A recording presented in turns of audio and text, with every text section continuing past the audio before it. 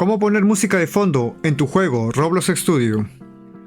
Hola a todos y bienvenidos a su canal Dead Evolution. Hoy aprenderemos a configurar un audio como música de fondo en Roblox Studio para que tu juego suene más épico y profesional. Paso 1. Organización. Primero vamos a crear una carpeta con el nombre Canciones. En el Workspace, clic Folder, Canciones.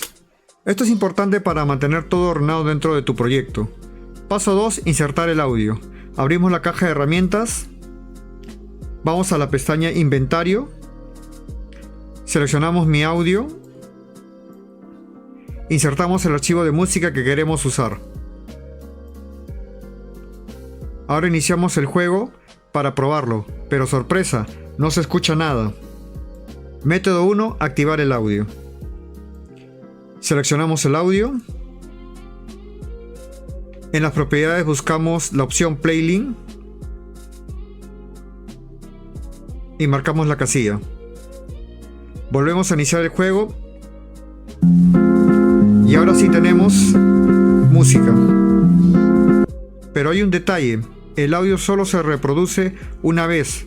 Para solucionarlo, vamos a la propiedad Looped y activamos la casilla. Con esto logramos que la música se repita de manera infinita. Tip extra, puedes ajustar el volumen, que por defecto está en 0.5.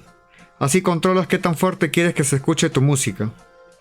Método 2, usando un script. Ahora vamos a hacerlo de otra manera usando un pequeño script. Ubicamos la carpeta Starter Player. Dentro de ella abrimos Starter Player Script. Damos clic en el símbolo más y elegimos Local Script. En este script copiamos y pegamos el código que hará que la música se reproduzca automáticamente cuando inicies el juego. La ventaja de este método es que tienes más control. Puedes decidir cuándo iniciar la música, pararla en ciertos momentos del juego, incluso cambiar entre varias canciones. Creamos una variable global carpeta, donde dice nombre audio 1 reemplazamos por el nombre de nuestra canción. Fondo musical. Hacemos clic en jugar. Vamos a desactivar el plugin y el looped.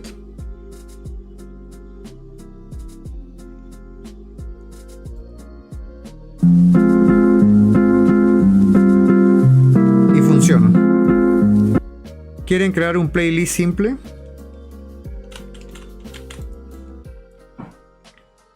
Comento.